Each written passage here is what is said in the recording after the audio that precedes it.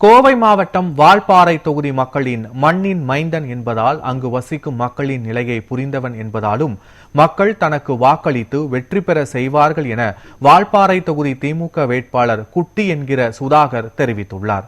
இதுகுறித்து அவருடன் எமது செய்தியாளர் நடத்திய கலந்துரையாடலை பார்க்கலாம். வால்பாறை தனி தொகுதியில் திமுக வேட்பாளராக குட்டி என்கிற சுதாகர் தற்போது போட்டியிட இருக்கிறார். இது குறித்து அவரிடம் பல்வேறு கேள்வி கேட்கலாம். தற்போது அவர் நம்ம வைக்கலாம். சார் வணக்கம். குறிப்பா 10 ஆண்டுகளாக குறிப்பாக வால்பாறையில் இடதுசாரிகள் கூட்டணிக்கு தான் ஒதுக்கப்பட்டிருக்கு. இந்த முறை திமுக களம் காணது வால்பாறை தொகுதியில் வெற்றி வாய்ப்பு எப்படி இருக்குன்னு நினைக்கிறீங்க? வெற்றி வாய்ப்பு மிக மிக பிரகாசமாக இருக்கிற காரணத்தினால்தான் தமிழக முதல்வர் அவர்களை நாங்கள் நேரில் சந்தித்து திராவிட முன்னேற்ற கழகத்திற்கு இந்த முறை ஒதுக்குங்கள் என்று கட்டாயப்படுத்தி இந்த தொகுதியை நாங்கள் வாங்கியிருக்கிறோம். குறிப்பாக வால்பாறையை பொறுத்தளவிற்கு தேயிலை தொழிலாளர்கள் அதிகமாக வசிக்கக்கூடிய பகுதி. இந்த தொகுதியில் வந்து பார்த்தீங்கன்னா குறிப்பாக வந்து அவங்களுக்கு வேலை ஏதாவது சேலரி அதிகமாக வேணும், அது போனஸ் அதிகமாக வேண்டும், பல்வேறு பிரச்சனைகள் இருக்குது. அதையும் தாண்டி அங்கே இருக்கக்கூடிய மக்கள் கீழே பகுதிக்கு வன பாதுகாப்பு சட்டத்தின் மேலே கீழே வரக்கூடிய சூழலும் இருக்குது. இவங்களே அங்கே தக்க வைப்பதற்கும் அவங்களுடைய வாழ்வாதாரத்திற்கும் என்ன மாதிரியான திட்டமிடல் வச்சிருக்கிறார்? தேயிலை தோட்ட தொழிலாளர்கள் பணி முடிந்து அதாவது ரிட்டையர்மெண்ட் ஆகி அவங்களுக்கு வந்து அங்கே குடியிருக்க வீடு எஸ்டேட் நிர்வாகத்தில் வீடுனால தான் கீழே வந்திருக்கிறாங்க. இப்போ நாங்கள் தேர்தல் அறிக்கையிலே வால்பாறை சட்டமன்ற தேர்தல் அறிக்கையில் அவங்களுக்கு மாற்று திட்டம் குடியிருக்க சொந்த வீடு கொடுக்குறோன்னு சொல்லி நாங்கள் அறிவிக்க போகிறோம். அது மட்டும் இல்லை, கடந்த 5 ஆண்டு காலமாக 10 ஆண்டு காலமாக அண்ணா திராவிட முன்னேற்ற கழகத்தின் ஆட்சி ஏடிபி வந்து சம்பள உயர்வு செய்யாமல் சம்பள குறைப்பு செஞ்சது அந்த ஆட்சி. நீங்கள் உங்களுக்கெல்லாம் தெரியும், ரெக்கார்டை நீங்கள் எடுத்து பாருங்கள். தொழிற்சங்கத்தின் பேரில் சம்பளத்தை குறைக்க செய்து மக்களை விரோதமாக வெளியனுப்பின ஆட்சி அண்ணா திராவிட முன்னேற்ற கழகத்தின் ஆட்சி. குறிப்பா வால்பாறை தொகுதியில் இருக்கக்கூடிய ஏற்கனவே அதிமுக சட்டமன்ற உறுப்பினர் இருக்கக்கூடிய பகுதி கடந்த 10 ஆண்டுகள் அவங்க தான் ஆட்சி செஞ்சுட்டு இருக்காங்க. சட்டமன்ற உறுப்பினர் இருக்காங்க. அவங்க சுற்றுலா திட்டத்தை மேம்படுத்திருக்காங்க. பல்வேறு சுற்றுலா தலங்களை மேம்படுத்தியிருக்கோம். அதே போல அடுக்குமாடி குடியிருப்பு கட்டியிருக்கிறோம். இப்படிலாம் பல்வேறு வளர்ச்சி பணிகளை செஞ்சிருக்கோம். ஆனால் திமுக கடந்த 5 ஆண்டுகளில் ஆட்சி செய்யும்போது அதை பராமரிக்க தவறினால பல பேர் சுற்றுலா பயணிகள் வருவங்க தவற விட்டப்பட்டிருக்கு அப்படின்னு ஒரு குற்றச்சாட்டை சுமத்துறாங்க. அதுக்கு பதில் உங்களுக்கு பதில் என்ன? சுற்றுலா தலமாக அறிவிக்கவே படலை வால்பாறை. அவங்க 10 ஆண்டு காலம் ஆட்சிக்கு அமைத்தாங்க. சுற்றுலா தலமாக அறிவிப்பேன் என்று கூறினார்கள். ஆனால் ஜிஓ அது அறிவிக்கவே இல்லை.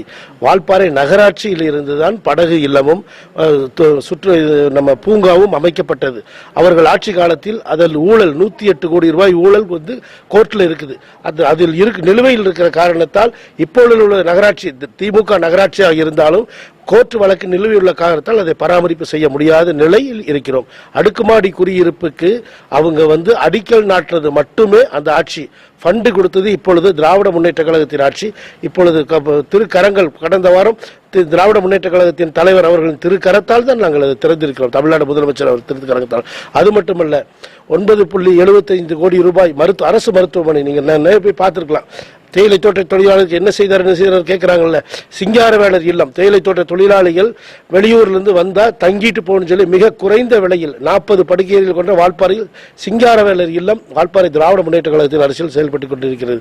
10 ஆண்டு காலம் ஆட்சியில் இருந்தவர் சாலைகள்ல நீங்க போயிருப்பீங்க, பார்த்திருப்பீங்க. சுமார் 48 கோடி ரூபாய்க்கு திராவிட முன்னேற்ற கழகத்தின் ஆட்சியில் வால்பாறை நகராட்சியில் பொது நிதியில் அந்த சாலை போடப்பட்டு துப்புரவு செய்துள்ளது. குறிப்பாக வால்பாறை பகுதியில் வனவிலங்கு மனித மோதல்கள் அதிகரிச்சுட்டு இருக்கு. குறிப்பாக தேயிலை தோட்ட தொழிலாளர்கள் யானை மிதிக்கிறதோ அல்லது புலி தாக்கி இருக்கிறதோ சமூகம் அதிகரிச்சுட்டு இருக்கு. அதை தடுக்க என்ன மாதிரி திட்டமிடல் சுதாகர் வச்சிருக்கிறார்? உண்மையிலே சொல்ல போனா நானும் ஒரு நகரமன்ற உறுப்பினராக சின்கோனா டான்டி கேள்விப்பட்டிருப்பீங்க. தமிழ்நாடு அரசு தேயிலை தோட்ட கழகம் என்னுடைய பகுதியில் 5 பேர் இந்த 10 ஆண்டுகளில் யானை மிதித்து இறந்திருக்கிறார். இதற்கு முழுக்க மத்திய அரசுடைய சுற்றுச்சூழல் பாதுகாப்பு துறை தான் காரணம். தேசிய புலிகள் காப்பகம் என்று அவர்கள் அறிவித்து மக்களை உள்ளே விடாமல் மக்களை விரட்டி அடிக்கிறார்கள். தமிழக அரசு இதில் ஒன்றும் செய்வதற்கு இல்லை. ஏனென்றால் முழு கட்டுப்பாடு மத்திய அரசின் கையில் உள்ளது.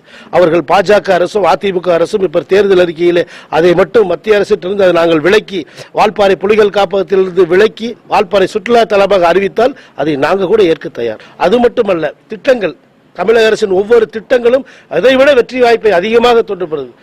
தேர்தல் வாக்குறுதியை நீங்கள் ஒரு கணம் நீங்கள் சிந்தித்து பாருங்கள். மக்கள் திராவிடத்தை நம்புகிறார்கள், தமிழ்நாடு முதலமைச்சரை நம்புகிறார்கள். தேர்தலில் நீங்கள் வாக்கு வித்தியாசத்தை தேர்தலில் சந்தியுங்கள். பாருங்கள். நன்றி. குறிப்பாக சரித்திரத்தில் இல்லாத வெற்றியை வால்பாறை தொகுதியில் திமுக பெறும் என்கிற விவாதத்தை அந்த திமுக வேட்பாளர் குட்டி என்கிற சுதாகர் தெரிவித்திருக்கார். நியூஸ் தமிழுக்காக ஒளிபரப்பு பூபதியுடன் பிரசாந்த்.